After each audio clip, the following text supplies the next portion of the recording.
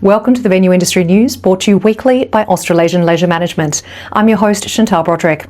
Here are the top stories making headlines for Thursday, August 13, 2026. Quayclean responds to takeover speculation. VMA and Gemba release future venues report. Victorian Government opens MCG consultation. Austriathlon opens high-performance hub. Western Melbourne Stadium plan in doubt. Brisbane's RNA Showgrounds set for transformation, and North Sydney Oval partners with Plastic Cup Initiative. All of those stories and more coming up in today's show. This episode of the Venue Industry News is proudly supported by Sydney's Accor Stadium.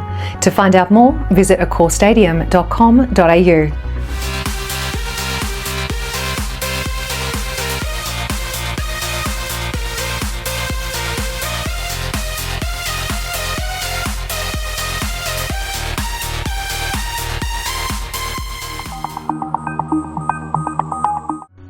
The Venue Management Association has joined with leading consultancy Gemba to release a report on how venues can deal with the realities of rising costs, tighter audiences, and growing pressure to do more with less. The report, Securing the Future of Venues, results from surveying 66 venues to understand how the industry can secure its future through smarter operations, diversification, and productivity improvements. Austriathlon and the City of Gold Coast have opened a new high-performance hub located at the Miami Aquatic Centre that will support Australia's Olympic and Paralympic aspirations ahead of LA 2028 and Brisbane 2032. The purpose-built high-performance hub provides athletes and coaches with a dedicated environment where they can train, recover and connect. Victorians are being invited to help shape the future of the Melbourne cricket ground as planning continues for a potential multi-billion-dollar redevelopment of the stadium and surrounding precinct.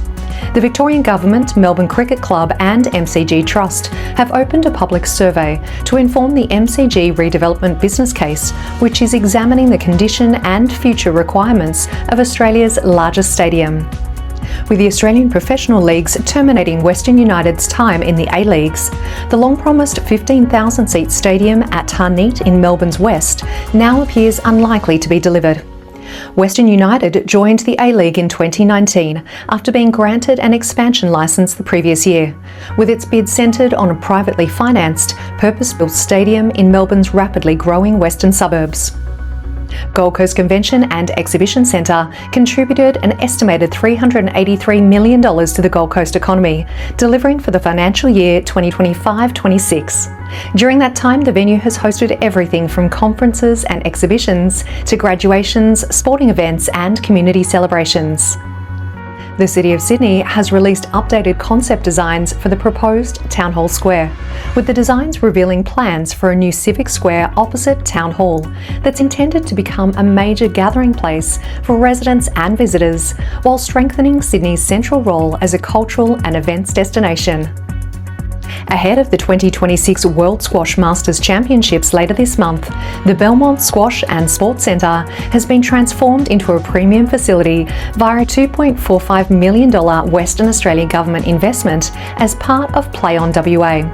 The upgraded State Squash Centre includes new international standard glass-backed courts, improved lighting, refurbished change rooms and enhanced accessibility, along with roof improvements, a new facade and upgraded amenities for players and spectators, capable of supporting high-performance training, community participation and delivering major national and international events. A $9 million program will support community sporting organisations around Sunshine Coast Stadium as the venue prepares for its Brisbane 2032 Olympic and Paralympic Games upgrade.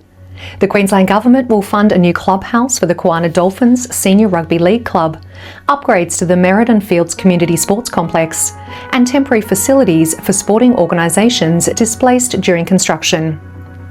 Coinciding with the Eckers 150th anniversary, the first concepts for the $287.5 million transformation of the RNA Showgrounds and a surrounding precinct has been revealed, including major expansions and upgrades of the venue. Penrith City Council has launched a new online booking system to make hiring community venues, sports facilities, ripples, pools and spaces across the city faster and more convenient. The new system allows customers to complete the entire booking process digitally, including booking inquiries, uploading required documents, and making secure online payments. Venue and facility availability can be viewed in real time, making it easier for customers to plan their next event. Leading cleaning services and waste management company Quayclean has responded to reports that private equity firm Quadrant Private Equity is looking to take a controlling interest in the business. Following a report in the Australian Financial Review, Quayclean management released a statement advising that it often discusses its ambitions with potential growth partners. The statement added that the company's goal has always been to build their position as a sustainable, preeminent cleaning and waste services provider.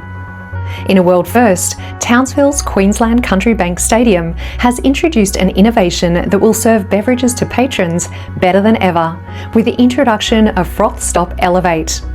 Built for speed and high-volume beverage service, the technology can pour a variety of beverages, including beer, Guinness, RTDs ready to drink, and cocktails at up to 200 drinks per hour. The Logan Indoor Sports Centre is progressing towards construction, having officially received its critical environmental approval, clearing a major hurdle for the development of the 7,000-seat, 9-court 2032 Olympic and Paralympic Games venue in Logan Central. TPA Christchurch Convention Centre has unveiled a permanent quiet space, reinforcing its commitment to creating welcoming, accessible and inclusive experiences for every guest who walks through its doors. The initiative was developed with the support from Legends Global, drawing on best practice from across its network of managed venues worldwide.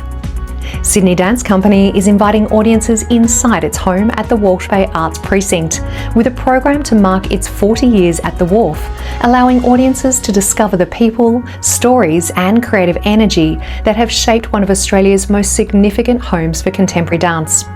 Running from the 22nd of August to the 16th of October, the celebration marks 4 decades since Sydney Dance Company established its home at Wharf 4-5, where generations of dancers, choreographers, artists, students and audiences have gathered to create, learn and connect on the land and over the water of the Gadigal.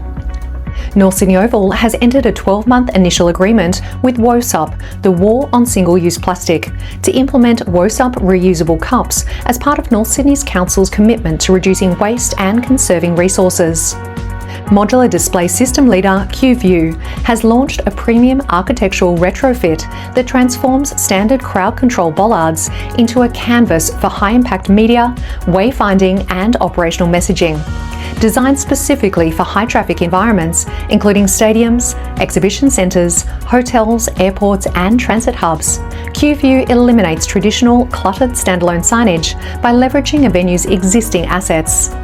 The Queensland Government has announced the recipients of Racing Queensland's Country Club Asset Funding Program, supporting priority works to help country racing clubs maintain and improve their facilities.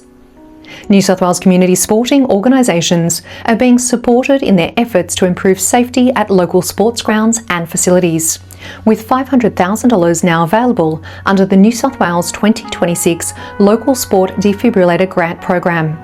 Grants of up to $3,000 are available to purchase, install and maintain automated external defibrillators, as well as provide training.